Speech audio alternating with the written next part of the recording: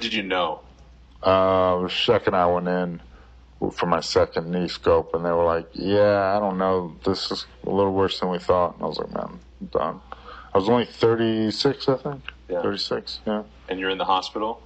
Well, I'm in the doctor's office, and they're saying, no, this is torn. This is not it's re-torn. And you knew sitting in the doctor's office? I was like, I don't want to do this anymore. Yeah, it's done. What was that like? I don't know, man. It sucked. Still sucks to think about it. Thanks for depressing me. Thanks for ruining my day, man. Just want to get to where you're at. Yeah, man. Well, now I'm depressed. That sucks. I'll bring you back up. Yeah, all right. Good. Let's go back up. Just a feeling of emptiness? Yeah, it's not the way, everybody, you kind of design your own death right in your head, I watch too many movies, so I do. And then it's not the way I wanted to go out.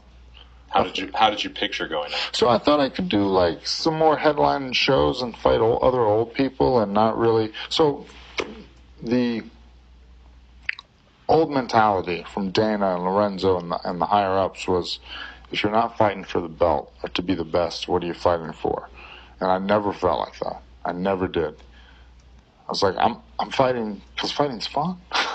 You know what's more fun? Fighting people about your same skill level. Even if they're not the best in the world, let me fight those guys. Let me fight other old names. But that is not the way the sport works. It just ended abruptly. Yeah, again. And that like was that stupid indie pitcher that just, we're done now. Right. And it's anticlimactic. How often do you think about it now? Not that often. No. You get lost in your day-to-day, right? I'm sure you do the same. It's like, this event I have coming up. Doesn't haunt you. Got to build a pit. No, but when I sit back and reflect, I don't. It's not. There's a bad taste.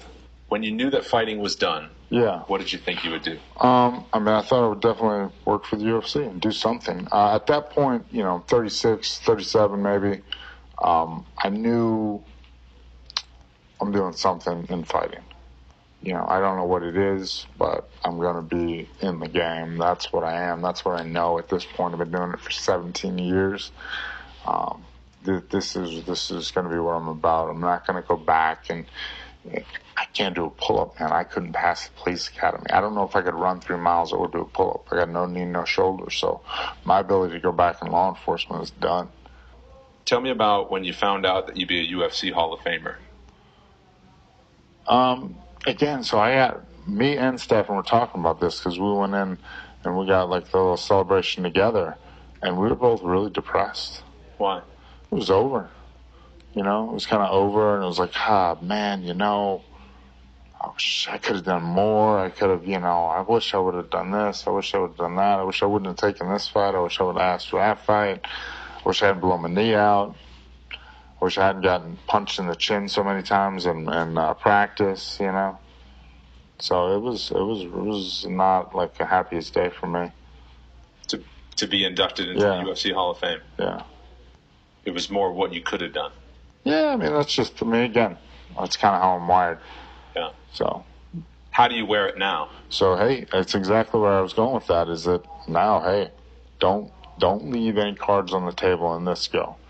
You want to do something, you have an idea, you want to say something in a meeting, you think there's something that could be better here, you got to speak up, you got to say it, and I have. I had a good idea, that was a good idea, and then you won't say it. And then the worst of it, this happened a couple times where I didn't say something right away, and then somebody else was like, well, I've got an idea, and I was like, it's a good idea, just said that, So that's kind of, you have to, again, let that drive you into the next great passion in your life. And now, as the toughest thing there is to do is transition from becoming a professional athlete to becoming not a professional athlete. Mm-hmm. You've had one goal. A lot of times you get these Olympians, they're 32, 33, no money. What do I do now? When I was 8, I started bobsledding. 34, I'm not good enough to be good. I'm never going to make that next Olympic cycle. What do I do? That is tough. What was that like for you? Man, I got lucked out. Again, I walked right into the UFC job. I started doing community outreach, which is now corporate social responsibility. And, something you know, I'm actually relatively passionate about that sort of stuff, charity work, and so this is great. Yeah. Your mindset of regret doing something instead of regret not doing something. Yeah. Now that you're a parent, how does that affect you? That's a good question. It's a very good question. My daughter is like me and my wife. She's a wuss. So what you don't realize is I'm afraid every time I get on a plane. My wife has not. My wife or daughter, they haven't been on planes since my wife got pregnant. We are the play it safest people in the world. I do stuff like I've jumped out of a plane. I've done the ride to the stratosphere. I've done some stuff, but I don't enjoy doing it. I do it just because it's a fear that I have, so I have to do it, obviously. But so I feel like my daughter is pretty safe. I'm going to actually have to encourage her. And the other thing, so she just learned how to ride her bike without training wheels in about 3 minutes. You know why? Because I waited till she was damn near 8. So I didn't push it. Potty training for us, like getting out of diapers, took about less than a month because we just did it like 2.5. We waited till she was ready, Right. But you got to. I mean, she's gonna have to take chances. She's gonna have to apply to school. She doesn't want to go. Doesn't think she could get into.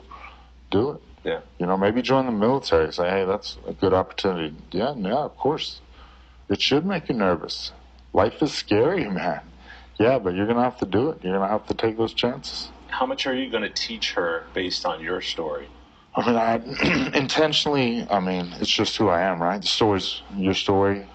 Getting to where you are. It's made you who you are. Same thing with me. So that is what I'll pass on to my children, my child. I read something about when your daughter was born, when you were fighting. Yeah. So I was actually, it was, if you ever get knocked out in a fight, and that was the fight when Shogun knocked me out, when I realized that I would not be back at the top. Because if I'd have beaten Shogun, I'd have been back in the title hunt. But I got knocked out first round. And my wife, that day, she's got preeclampsia or whatever. She's like about to, go into labor. So Dana flew me back on his plane with him. I got back, took a shower, picked up a bunch of stuff, met my wife at the hospital, and about 10 hours later, we had a baby. It's a beautiful way to do it. I never gave that fight another thought. And the idea of moving on was just, fine. I'll fight again, but I'll never be, probably won't fight for the belt again, whatever. When did you find out your wife was in labor? I mean, that morning before the fight. She wasn't in labor, but she's like, this is going on, that's going on, don't worry. I'll wait for you, but I'm going to go to the hospital now. Love you. How did that affect your day? It didn't. You got to fight that night. Yeah, but it didn't affect me that much. You're in Brazil. Yeah. I mean, you want to get back. You want to see the birth of your first child. But I don't know. You don't have children yet, right? One. You want. So I didn't realize what a big deal it was until that moment. So like even when my wife was pregnant, it didn't hit me until I got back home, and she's going into labor, and we're talking, and there's a baby coming out, and there's a crying life laying on. That's when you're like, oh my gosh. Yeah. If I would have missed this, I would hate myself. But now you can look back and see what kind of moment that was in that whole experience. But fortunately, I didn't really know going into it. Right? Yeah, no. It's like getting in a fight versus getting in a fight at 3 o'clock today. Getting in a fight right now, not that hard. Right. Getting in a fight at 3 o'clock, man, I'm going to think about every possible outcome, every consequence. That sucks. What would you say is the biggest difference in the sport of mixed martial arts now than when you were competing? Well, it's the level of athleticism. It's the level of popularity. Talent goes where the money is. And I was in that first wave where it truly became mainstream, 2005, 6, 7, 8, where you're like, oh my gosh, this is a mainstream sport. Now, the people that saw that and start training multiple disciplines at 13, 14 years old, now they're starting coming into the pro fold, Now we're seeing those people come in as the complete athlete. Right. How would you compare yourself to the fighters of today? Well, they're obviously much better, but they've been training better. They've got better training habits. They've got more professionality. They understand more about the sport. They've seen more things happen.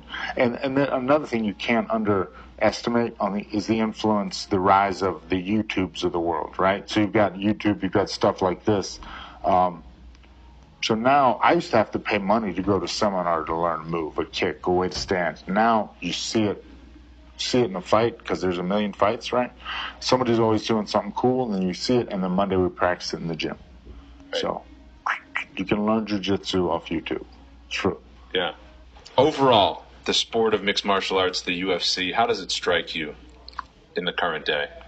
Well, I mean, I love the sport of mixed martial arts, right? It's growing. It's getting more popular. To me, I realize there's a saturation point. There's a ceiling. There's only so many people that are going to really, truly want to watch another human being get hit. And that's fine, man. That's fine. As long as everybody that wants to see it can see it and has access to that, then we've done our jobs. You just want to expose as many people to it, and then you kind of let them decide, I like this, I don't like this. Where do you think it's going to go from here? More international and more in the fabric of society, more as, that fifth or sixth major sport, whatever Dana's always saying, where it's just like, and again, the ESPN deal, right? So now it's on SportsCenter. I grew up thinking that I was on SportsCenter. You probably did too. You probably were passionate about SportsCenter, getting into broadcasting. Mm-hmm. I used to talk back to them every morning, like, oh yeah, did you see my boy? Yeah. Did you see my boy Dave Robinson? That was a great move. Yeah. When you come across somebody who doesn't know who you are, and they say, "What do you do?" Oh, I say I convince people that it's a good idea to go fight other people in a cage for money. Yeah. It's usually what I say. And what's their reaction? Cool. Yeah. Oh, you mean like that UFC? Yeah, I used to do that. Now I just help people do it. Is it funny to you when you have to explain it? Not explain what the UFC is, but explain that I was a fighter. Yeah. I was a champion. No, Did you see the light bulb turning on? Well, yeah, but people say, your ears look funny. I knew something. I knew it, It's like, yeah, you got a busted up nose, too. Now I get it. What do you enjoy the most about your work right now? There's really a lot of good things I get to do. Not to brag, not to humble brag or anything. But no, I enjoy kind of controlling things for fighters that they don't even realize that are being controlled for them, right? Like things that are making their lives easier that they never even see or have to complain about, So it's little details. How we're going to weigh in, how we're going to do this, how much media do we have to do, how should I train, what's the best way to, get involved or. So they do so. The UFC does so much. I don't think people realize, from getting the cutmen, the referees, the commissions, getting the sport legalized in a place like New York, France. So there's, and I guess there's a lot of diversity in my job too, because I get to go and kind of present to people around the world. Get to work doing a little work with the Amateur Mixed Martial Arts Association right now. Just set the standard for how you train for the sport of mixed martial art, right? Yeah. So it's wide open, man. Sport's less than 25 years old, right? 25, it's 25th year, 26 now maybe. We don't know. Like every basketball, football, soccer player, they know how to train for that position. But in the UFC, you train according to your body. You train according to your past experience and what you're good at and how. So it's a much more complex chess game. Yeah. So, just how do we dial that in? How do we uniform that? How do I pull that template out? How do I develop a template and then apply it to me? Well, Forrest Griffin. That's a lot of talking, man. Many fucking words. This has been amazing. All the words. And then I didn't cuss till right at the end. Thank you. Appreciate you. Good luck. Yes, good luck. I want you to subscribe.